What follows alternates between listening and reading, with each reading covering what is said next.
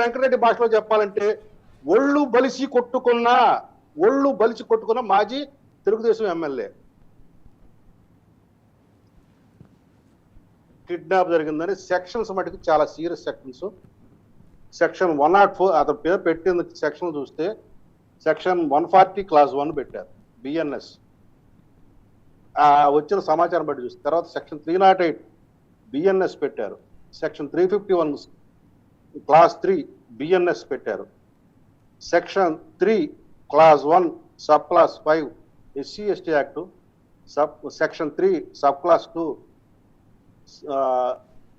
Sub class 5A. వీటిల్లో ఏంటంటే section 140 class 1 వచ్చే కిడ్నాపింగ్, దీనికి సెంటెన్స్ వచ్చి లైఫ్ ఇంప్రిజన్మెంట్. లైఫ్ అంటే యావజ్జీవం, తక్కువ 10 సంవత్సరాలు. Okay. Section 308 extortion 7 years. Section 351(3)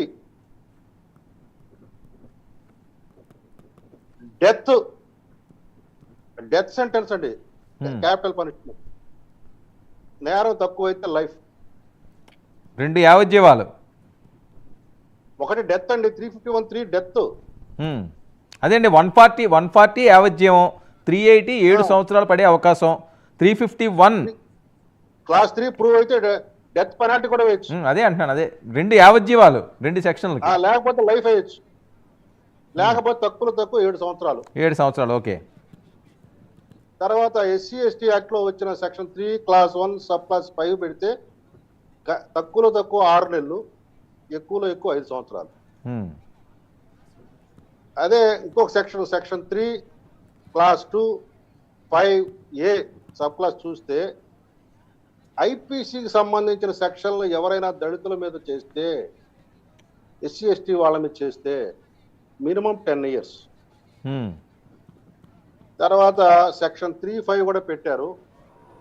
35 అంటే పాత ఐపీసీలో సెక్షన్ 34 లాంటిది. ఐపీసీ అంటే ఒకళ్ళకన్నా ఎక్కువ మంది పార్టిసిపేట్ చేస్తే ప్రతి ఒక్కడు కూడా వారు చేసిన నేరాలకు బాధ్యులు అనే దీని కింద వస్తుంది. ఇది ఈరోజు వల్లభనేని వంశీ గారు మీరు పెడుతున్నట్టుగా చెప్పబడిన కేసులో వస్తున్న సెక్షన్లు, వస్తున్న సమాచారం బట్టి. కాబట్టి గతంలో హైకోర్టులో అతను ఏదో యాంటిసిపేటరీ బెయిల్ వేసుకున్నాడు, ఆ గన్నవరంలో జరిగిన దొమ్మి కేసులు హైకోర్టు వారు తొందరపడద్దు, కేసు తీర్పు వచ్చే వరకు అని ఇచ్చారు. అది వెల్ అండ్ గుడ్. మరి అది వచ్చిన తర్వాత అది నీకు సానుకూలంగా వస్తుందని నువ్వు భావిస్తున్నప్పుడు ఈ వ్యక్తిని నువ్వెందుకు కిడ్నాప్ చేసి ఆ రకంగా అతన్ని బెదిరించి ఎక్స్టార్ట్ చేసి నీకు అనుకూలంగా కేసు ఎత్తించాలనుకున్నావు? ఇది ఇప్పుడు వాళ్ళకైతే రేపైనా వల్లభనేని వంశీ చెప్తాడు. అంటే అది కుట్రని కదా వీళ్ళు అనేది, అసలు అది ఏమీ లేదు. మీ గవర్నమెంట్, వీళ్ళు గవర్నమెంట్ కుట్ర అంటే ఎట్లా ఉంటదంటే జత్వాని కేసు అనే ఉంటది. ఎఫ్ఐఆర్ కట్టకుండా పరిగెత్తారు సార్ పోలీసులు, ఐపీఎస్. అది కుట్ర అంటే అది.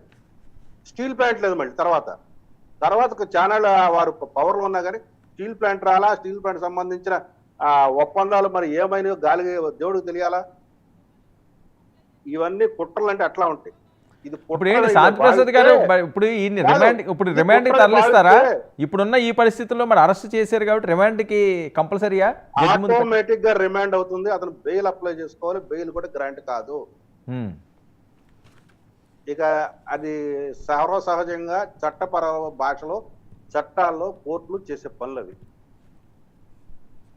బహుశా రాత్రికో అర్ధరాత్రికో కోర్టు ముందు ప్రవేశపెట్టే అవకాశాలు ఉంటాయి. ఎందుకంటే తీసుకొచ్చిన తర్వాత అతనికి మెడికల్ టెస్టులు చేయాలి.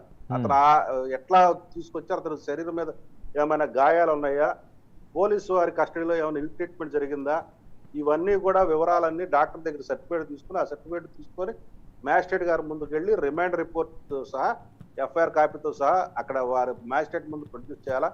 ఈ లోపు వారికి సంబంధించిన బంధువులకి వాళ్ళకి తన అరెస్ట్ రిమాండ్ రిపోర్ట్ కాపీలు కూడా అందజేయాలి. ఓకే ఓకే శాంతి ప్రసాద్ గారు ఒక్క నిమిషం. వెంకటరెడ్డి గారు చెప్పండి. ఇప్పుడు ఆయన లాయర్ గారు, అదే జనసేన పార్టీ శాంతి ప్రసాద్ గారు సెక్షన్ పలానా సెక్షన్ల కింద ఇంత కేసులు పడతాయి, లైఫ్ పడిపోయింది, పలానా 7 సంవత్సరాలు పడిపోయింది, మర్డర్ డెత్ నేను కేసు కేవలం అన్నారు. చట్టం చెప్పాను. అదే అందులో ఉన్న సెక్షన్లు చెప్పారండి ఆయన, అందులో టెక్నికల్ నేను అదే పాయింట్స్ సార్ చెప్పారు. చెబుతుంది. నేను నా మాట పూర్తిగానండి. అంటే చూసేటటువంటి ప్రేక్షకులు